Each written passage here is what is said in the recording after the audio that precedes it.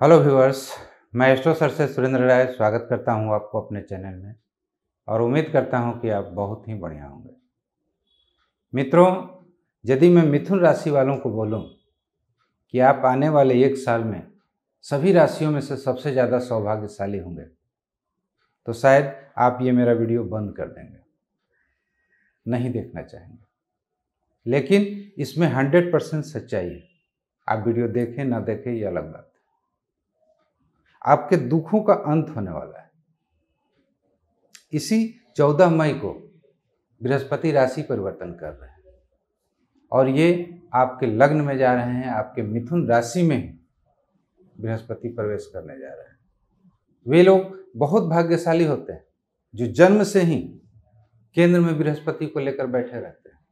जो जन्म से व्यक्ति केंद्र में बृहस्पति को लेकर बैठा रहता है वह बहुत ही ज़्यादा सौभाग्यशाली होता है। धन शोहरत की तो उसे कमी होती ही नहीं। इसके अलावा नाम, पैसा, रुतबा सब होता है उसके पास। अब आपकी कुंडली में बृहस्पति कहाँ है ये तो मैं नहीं जानता, लेकिन इस एक साल में 14 मई को बृहस्पति आप ही की राशि में प्रवेश करने जा रहे हैं, मिथुन राशि में। तो निश्चित तौर पर यह आपके लिए एक साल बहुत ही बड़ा सौभाग्यशाली वर्ष होगा। केंद्र में बैठा बृहस्पति लाखों पापों को धो देता है।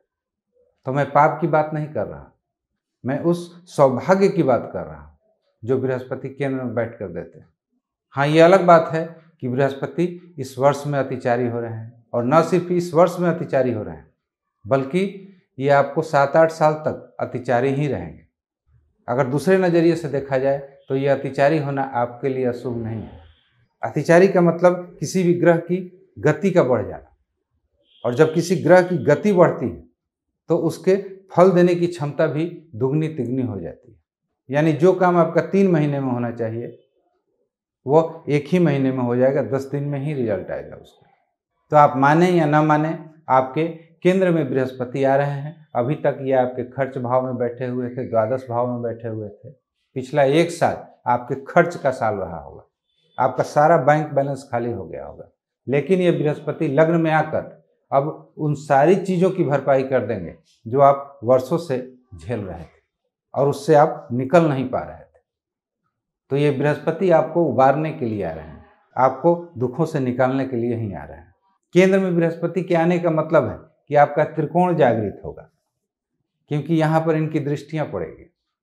और जिस व्यक्ति का त्रिकोण जागृत हो जाए, अच्छा हो, वह व्यक्ति धन धान से परिपूर्ण होता है।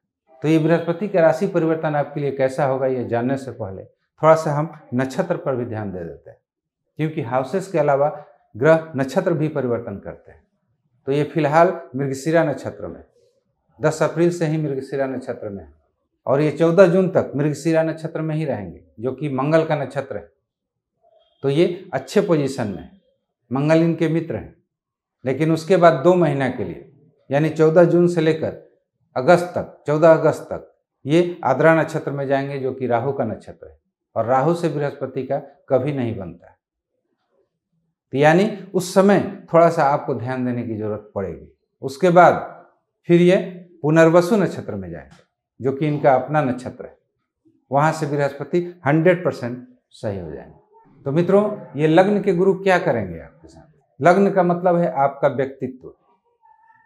ये बृहस्पति आपके व्यक्तित्व को बढ़ाएंगे, आपकी कार्य क्षमता को बढ़ाएंगे, एक सोशल स्टेटस आपको ये दिलाएंगे।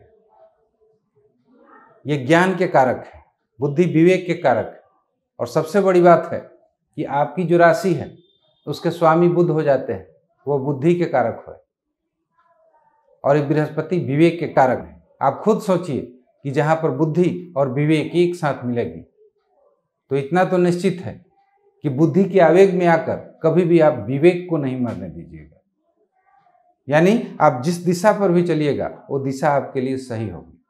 ऐसी अवस्था में यदि आप लोहा भी छूते हैं तो सोना हो जाएगा। यानी बृहस्पति आपको सही गाइडेंस करेंगे, आपको ज्ञान की प्राप्ति कराएंगे। जो लोग विद्या अध्ययन के क्षेत्र में हैं, एजुकेशन में अभी हैं, उनके लिए बहुत अच्छा समय है। किसी भी बड़े अचीवमेंट को पा सकते हैं, किसी अच्छे रिजल्ट को ला सकते हैं।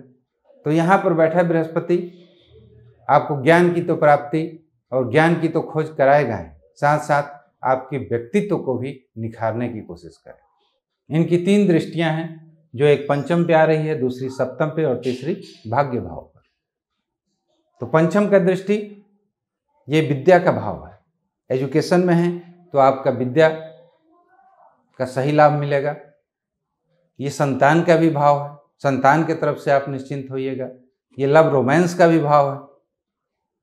यदि शादी की उम्र में है तो ये बृहस्पति की दृष्टियां आपकी शादी भी करा सकती है। यानी अगर आप किसी से प्यार करते हैं तो ये बृहस्पति आपको उसको शादी में कन्वर्ट करा दे। ये सप्तम पर बृहस्पति की दृष्टि आपको व्यवसाय में आगे बढ़ाएंगे। यदि पार्टनरशिप में है किसी के साथ तो आपके रिश्ते अच्छे होंगे, आपके पति पत्नी के रिश्ते अच्छे होंगे।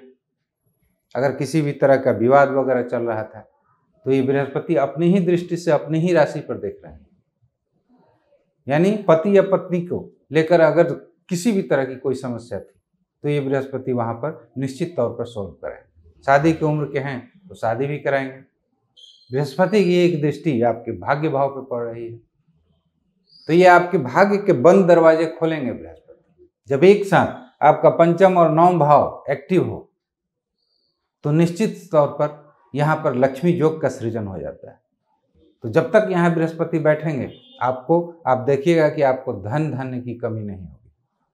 आय निश्चित तौर पर आते रहेगा। यदि आप शेयर वगैरह में भी इन्वेस्ट करते हैं तो आपके लिए समय बहुत अच्छा रहेगा। तो यहाँ पर बैठे बृहस्पति आपके त्रिकोण को जागृत कर रहे हैं, और जब किसी व्यक्ति का त्रिकोण जागृत हो जाए तो निश्चित तौर पर वह एक सफल व्यक्ति कहलाता है। तो अगर देखा जाए तो 12 राशियों में से आपकी राशि इस आने वाले 1 साल में बहुत ही मजबूत स्थिति में रहेगी। जितना आपने खोया है, पाया है, उन सब चीज़ों की भरपाई ये बृहस्पति आपको करेंगे। हाँ, 2 महीना आपको सावधान रहना है। 14 जून से लेकर अगस्त तक, 14 अगस्त तक ये जब बृहस्पति राहु के नक्षत्र में जाएंगे तो थोड़ा सा फलों में कमी करेंगे। उस समय आपको राहु का कोई उपाय कर लेना है। आप उड़द वगैरह का दान कर सकते हैं शनिवार के दिन, किसी भी ज़रूरतमंद को दीजिए, दान कीजिए।